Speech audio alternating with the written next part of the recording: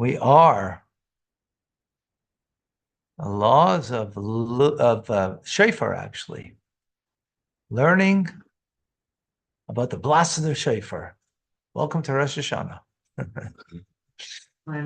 So how many shofar blasts is a person required to hear on Rosh Hashanah? 9. That's the biblical obligation. We do 100 actually blasts, right?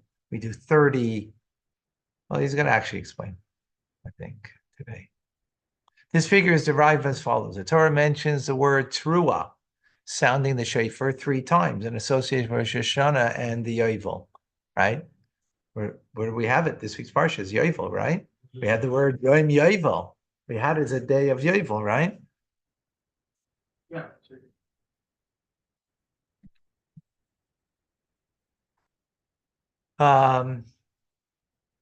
So every trua must be preceded by and followed by a single long blast. According to the oral tradition, we learned that with our Rosh Hashanah and Yom Kippur of the Yovel, all the sounding the shofar on the 7th month are a single entity. Thus, 9 blasts must be sounded on both of them. Tekiah, trua, tekiah, tekiah, trua, tekiah, tekiah, terua, tekiah. So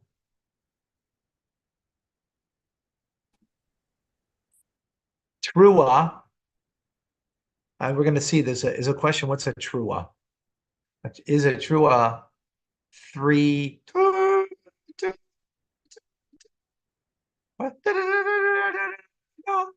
We're going to learn that that's a question on what the trua is. It's one of the two, and that's why it's going to. We'll see. Tekiah is just a long blast. That's a tekiah. Okay? So the Torah tells us the word trua in reference to Rosh Hashanah. It says it twice. And Yovel says it once. This week's parsha, right? It says the word trua. We know the oral tradition that a tekiah has to precede it and come after it. Okay? So you have tekiah, trua, tekiah, trua, tekiah. Never two true. No. Okay. I mean, Chassidus explains it. We're not going to go into that now, but the very profound idea, right? Let's just, okay. So over the passage of the years and throughout the many exodus, doubt has been raised concerning the trua, which the Torah mentions, to the extent that we do not know what it is. Does it resemble a wailing with a woman cry when they moan, or the sighs of a person who is distressed, but a major matter will release repeatedly? So a wailing of a woman,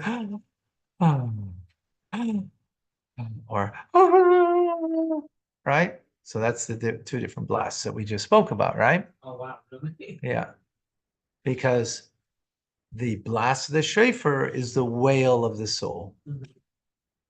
So we do one for we do. Well, it's gonna explain. Okay. Right? Perhaps a combination of the 2, or maybe it's the 2 coming together. Maybe that's what a trua is, right? Sighing and crying, which will follow. It's called a trua because of a distressed person will sigh and then cry. Therefore, we fulfill all of these possibilities. Right? So the crying refers to what we call a trua. The repeated sighs refer to what we call 3 shvarim.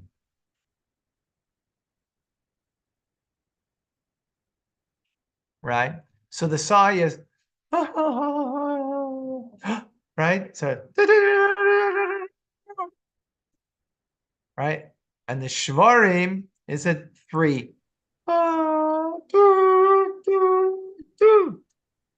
Got it?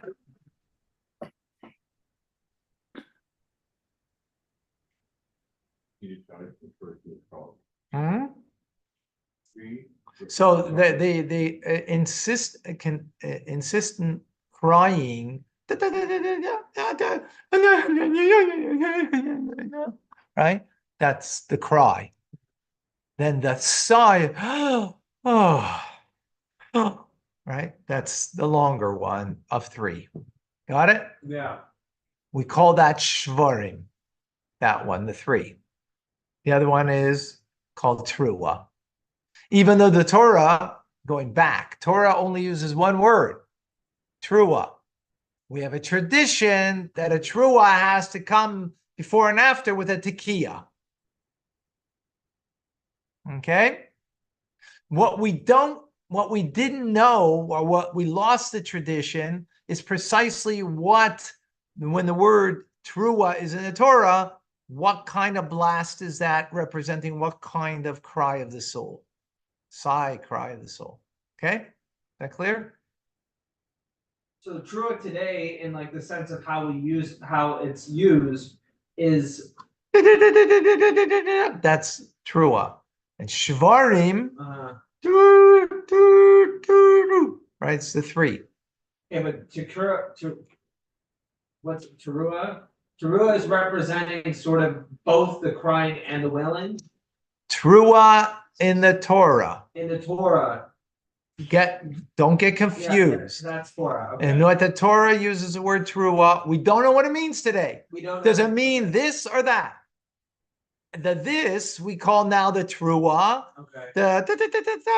And we call the other one, the 3, shvarim. Okay. So how? But it's all based on the word trua in the Torah. Okay. Okay, that's where it's a little confusing. Yeah. Okay, got it? Okay.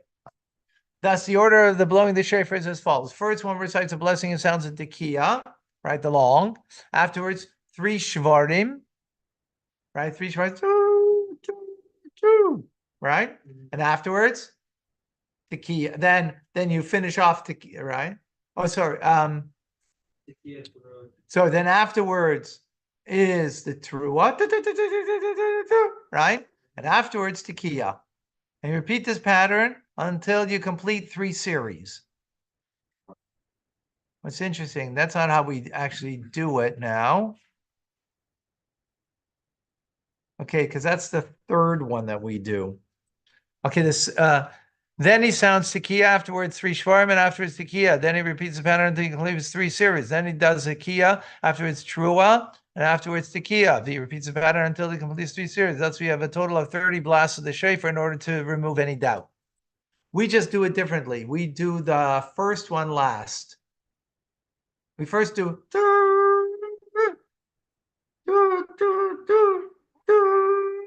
that 3 times. Then we do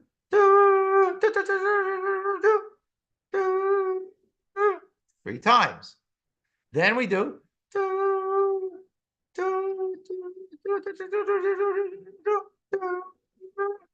right, because the word trua in the Torah could be any one of those 3 combinations. So we do all 3 to remove any doubt.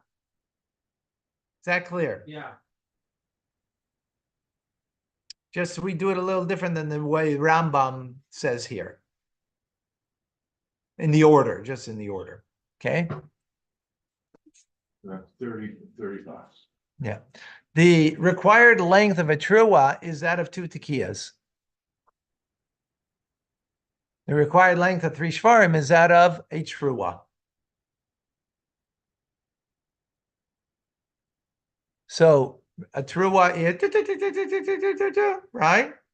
That's 2 tekiyas. Two long ones. Right? So the broken up one, the one that's very, that's the wailing as opposed to the cry. The cry. That's as opposed to the sigh. Okay, but the 3 is just one.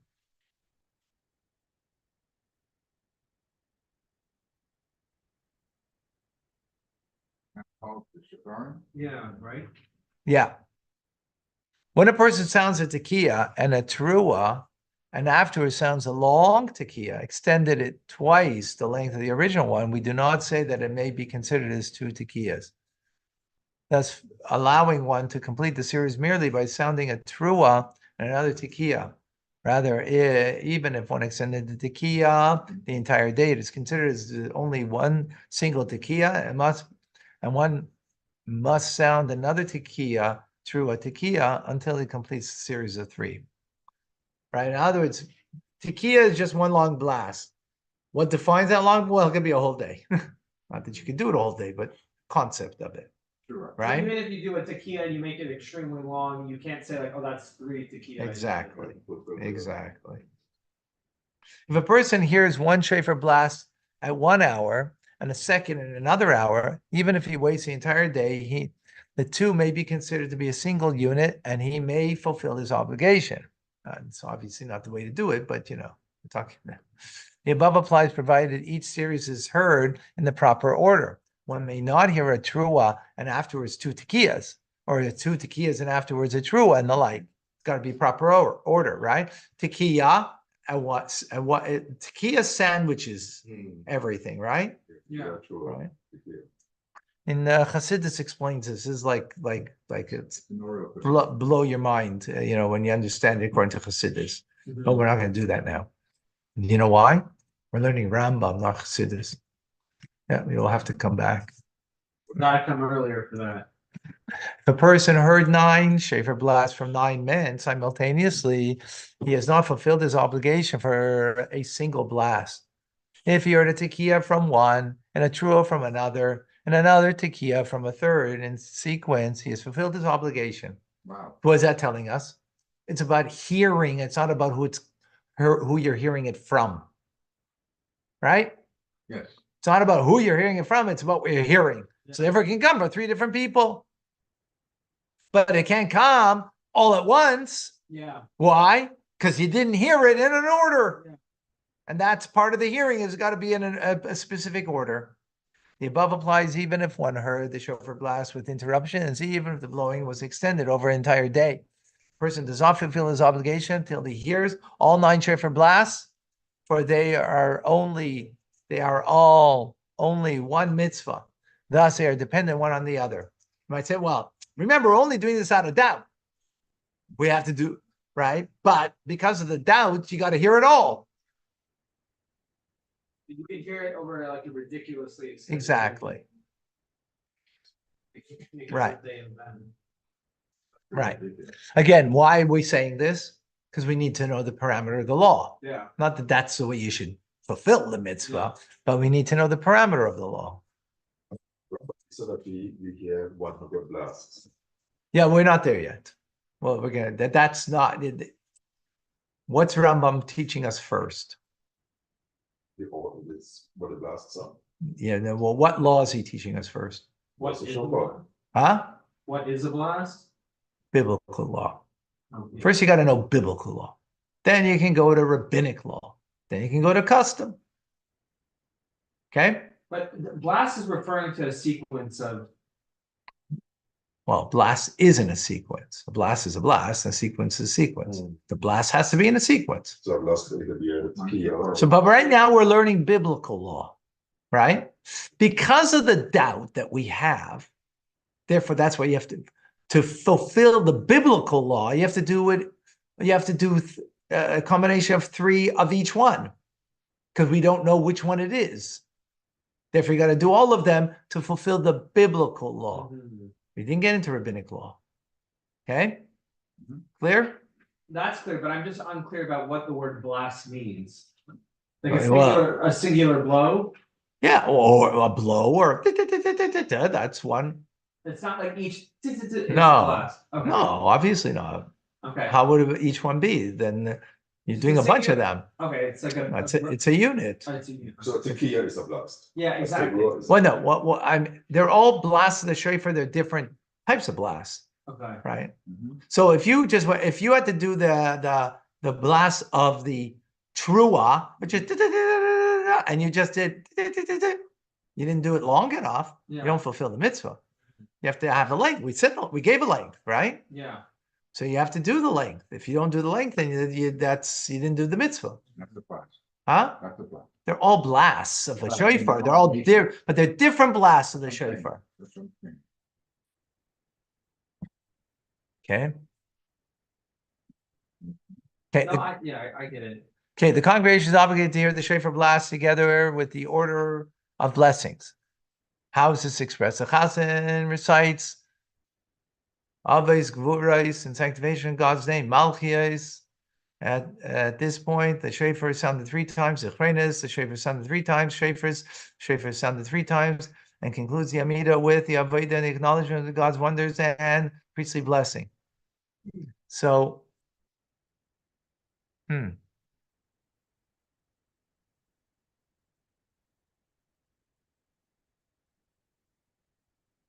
don't know why he's saying this because that's seemingly to me rabbinic now.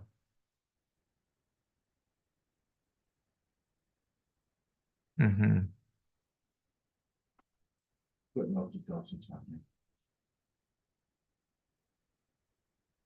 Right. In other words, this is now obligation, community obligation versus personal obligation. Personal obligation, you have to hear the 30 blasts, right? Got it? Yeah. Community obligation is that you have to then also have blasts, if you remember, in the Amida. That's already beyond the 30. In the your Amida and in the repetition, there's going to be another 30 in each. And then at the end, when we blow shofar by Kaddish, there's another 10. Plus 9. How much is that?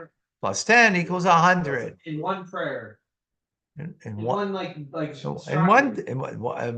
day Rosh Hashanah. In the one day of Rosh Hashanah, you're going to hear 100 blasts. So he gave us now because you're going to get it by. But so you're not hearing it in the Mincha Amida? No, it's only by Musaf. Okay.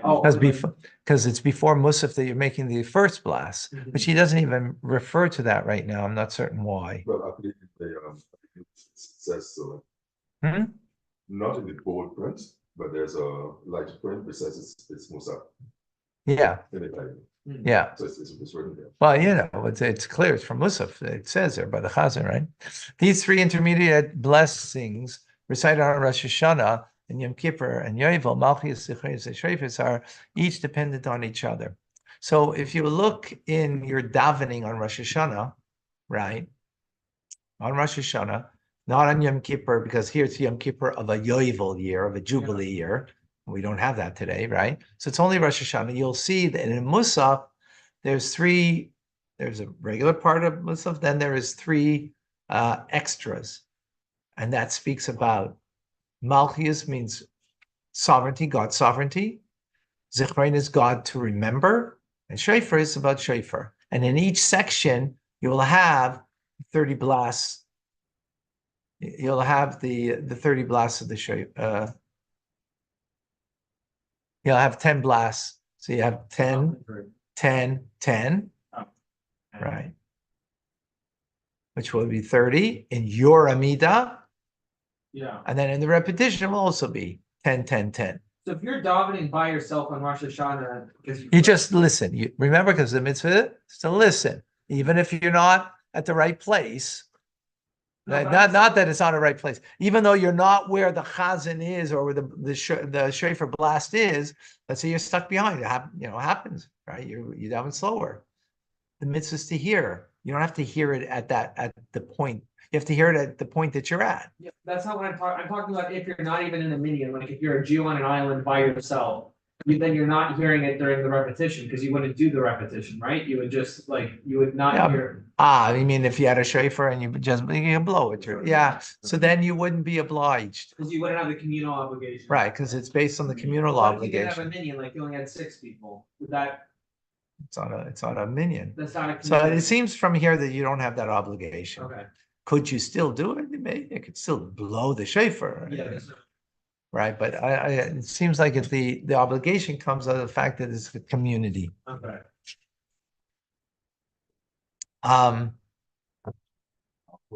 Yeah. So number 8, we continue. In each of these blessings, one is required to recite 10 verses reflecting the content of the blessing, 3 verses from the Torah, 3 from the book of Psalms, and 3 from the words of the prophets. So I mentioned that this is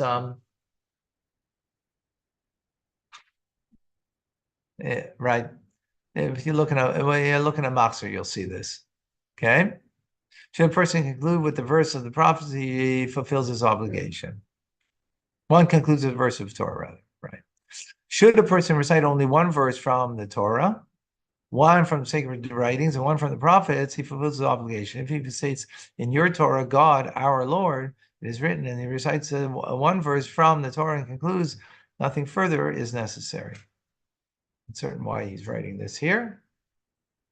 One should not recite verses of Malchus and Shreifris, which describe divine retribution. For example, for Zichrones, he remembered that they were mere flesh. Or Malchus said, with outpoured anger, I will reign over you, right? That's Malchus means rulership, right?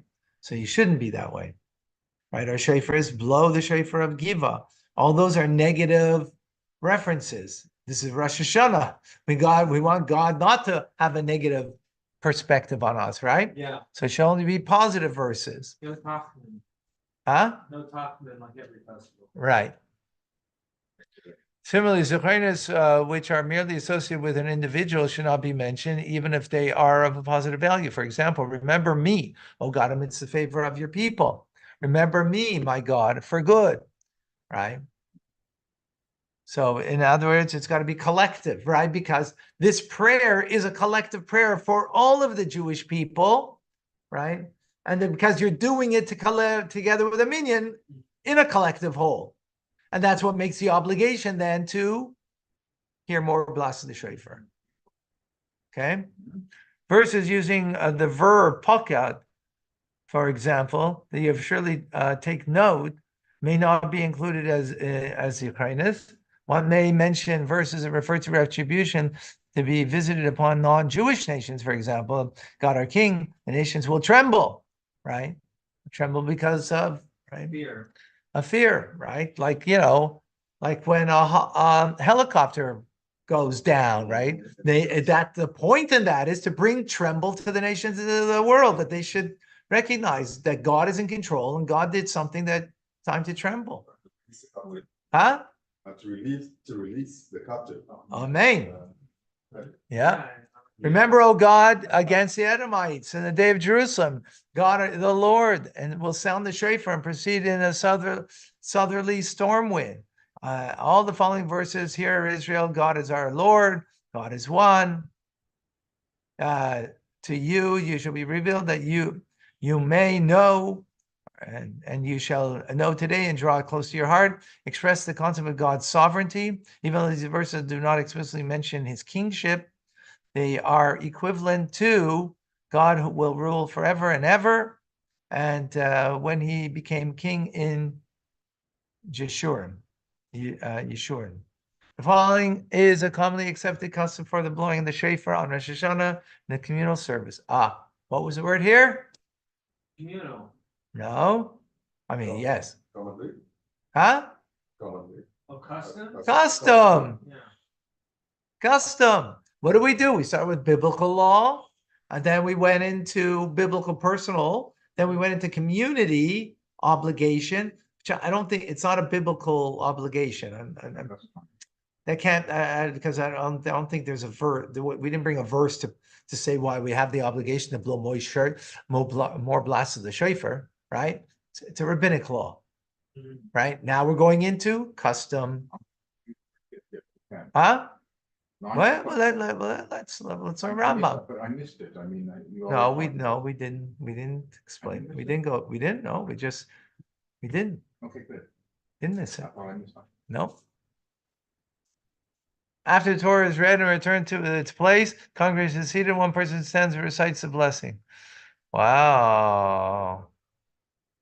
So this is like the opposite of the way we kind of experience it. Now we're going backwards. We did Musaf already, right? But this comes before Musaf. After Torah reading, right? Musaf comes only after Torah reading, right? Mm-hmm. But before Musaf, what's he saying? It's a custom that you go and someone gets up in front of and recites a blessing. Blessed are you, Lord of the universe, God, Lord of the universe, sanctifies the commandments of the sounding of the shofar. Why this blessing was not made earlier? According to, well, because this comes earlier.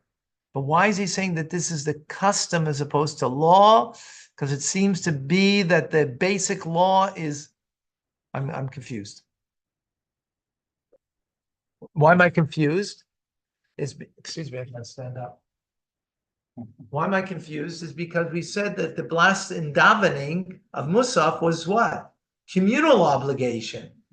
Where did you fulfill your personal obligation then? It's only here now. So why would he call it? It's the custom to do this. I think what it means, the custom is to be. In other words, originally it wasn't that way.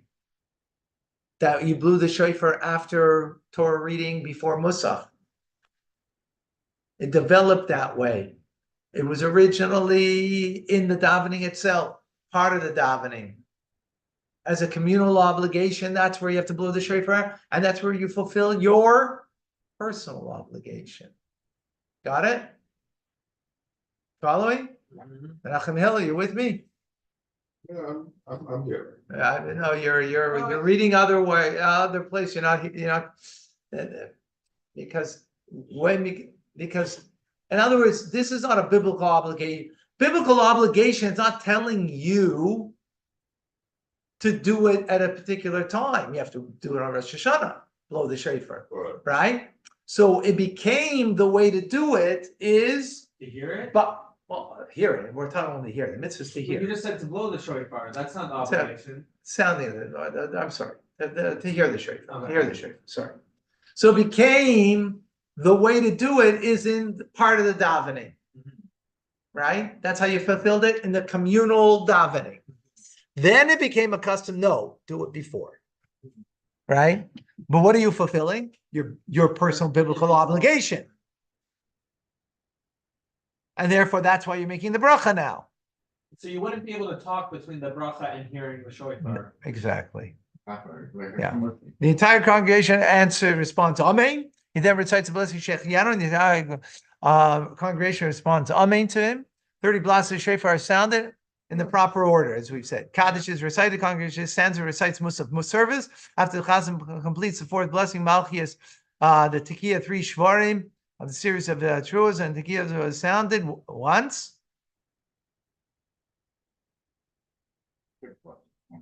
Sorry. But isn't Right. it 3 times? No, because you're going to do 3 times throughout Musaf. Oh, okay. Right? So each one you're doing by itself. Right? Then he recites the 5th blessing, Zechrenis. After he completes the blessing, a Tekiah 3 Shvarim, and a Tekiah are sounded. He then recites the 6th blessing and completes a Tekiah and series of Truas. Tekiah are sounded once, and he concludes the prayer. Hold on one second.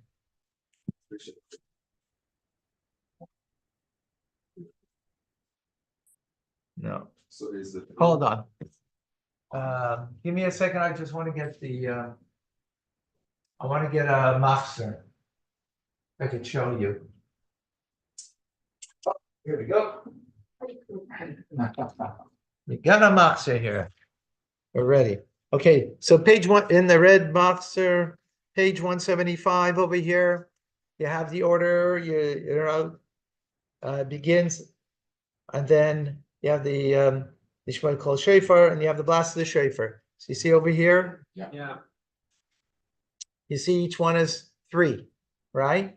So first you have Shvarim, Trua, and then you have just Shvarim, then just Trua. Each one sandwiched, right? Now, when you go into Musaf,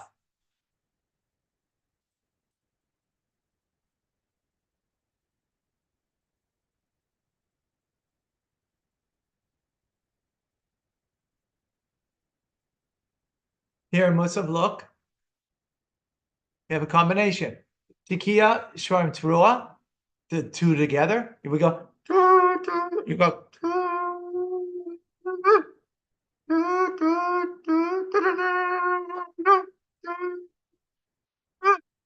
That's 1, the first line. Second line.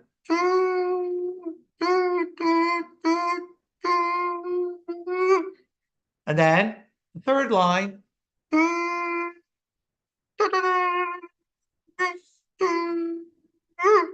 Got it? Mhm. That's here by Zichronis and Malchias and Shafers and Malchias, right? Here, Shvarim together. That's so you're doing that 3 times in your own Amida. And then you're here in the blast, Yeah. and then by the repetition, another 3 times. Yeah. So each one is 10, Yeah. right? 10 times 3, 30, 10 times 3, 30, 60. plus you heard 30 at the beginning, and 90. then there'll be 10 by the Kaddish. Okay, so the 10 by the Kaddish. Okay, gotcha. The 100.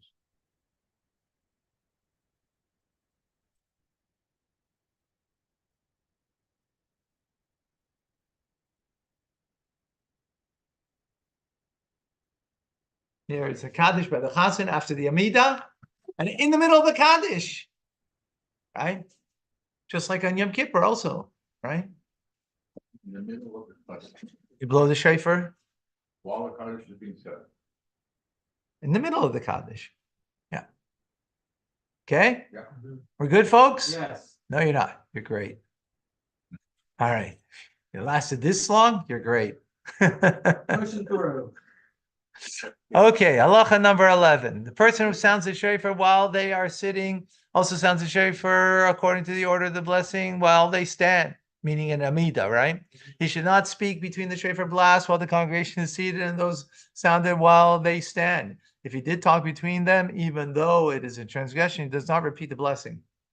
The Wow. truth is our custom that we for sure during the first 30 blasts, you don't talk, right? Some people are even careful throughout until you hear all 100 blasts that you don't talk. Some people are careful with that, but at least during Right, those don't talk 30. between idle talk. Like you'd still be saying other prayers between the. No, yeah, exactly. Yeah. Yeah, that's not talking. That's praying. But if you did talk between the, So you don't make a blessing over, right? Other times you do make a blessing over, right? well, is Rambam talking about you don't talk between, like if you were speaking like between the shofar blasts or like between the. No. After between the you, blessing? no, for sure. After the blessing, you can't talk until you start. Yeah, making yeah. but he's talking about the blower that he should not talk at all until he finished all the blasts. Mhm. Until he finished all the blasts, right? Otherwise, it becomes what a question. Mhm. I'm making a bracha again. And So he said- says it's a transgression if you did, but you don't make a bracha You don't again. make a bracha. That's the chiddush, right? Because in other instances, you if there's an interruption, you do. For example, if you take off your tefillin and use the bathroom, and you put your tefillin back on, you have to make a bracha, Okay. right? For example, Mr. Mixon, you have to finish eating the bread before it's filled. You can't talk until you've swallowed the bread. right? And it would be a question. Well, yeah, but it's in your mouth, so then That would be another good class is to learn which brachas you repeat if you make a. yeah. Okay, 12. It's logical that each series of a shofar blast should be sounded 3 times for every blessing, as the shofar was sounded while the congregation was seated. However, since they satisfied every possible doubt by hearing the shofar while seated, there's no need for the congregation to repeat them in the entirety during the order of blessings. Rather, it is sufficient for them to hear one series for each blessing, and they will thus have heard the shofar during the order of blessings. So order of blessings is the one before, and then there is in the davening. So it's enough to one blessing, he's saying. All the above applies only to a congregation. However, there is no set custom regarding an individual. He fulfills his obligation whether or not he hears the shofar blast during the order of blessings, whether seated or standing. In other words, we just did 12, No, I know, but Well, it's kind of well, good. A lot. Okay, so. right? Well, yeah. In other words, if you're part of a congregation, then there's a specific order. If you're not part of a congregation, you didn't go to shul, Yeah. right? So however you're going to hear, whether it's going to be during your davening, before your davening, after your davening, that doesn't matter already. As it's in other words, blowing the shofar is not connected to davening. Yeah. Because inherently it's a separate mitzvah. Inherently it's a separate mitzvah. We bring the two together in the davening. Mhm. But so if you are just as an individual, so it doesn't matter when you're doing the shofar, if you're doing it as communally, so then we have the order as we explained. 13, the blessings are not dependent on tekiyas, nor are the tekiyas dependent on the blessings. When there are two cities, in one it is known that there will be definitely be someone to recite the 9 blessings, but there was no one to blow the shofar. In another, there's a doubt exists whether or not there will be someone to blow the shofar. One should go to the latter, since sounding the shofar is a requirement of Torah, while the blessings of rabbinic origin. I'm not exactly clear what he means by that, but we're going to stop here. All right, folks. Amazing. Thank you. Well, fine.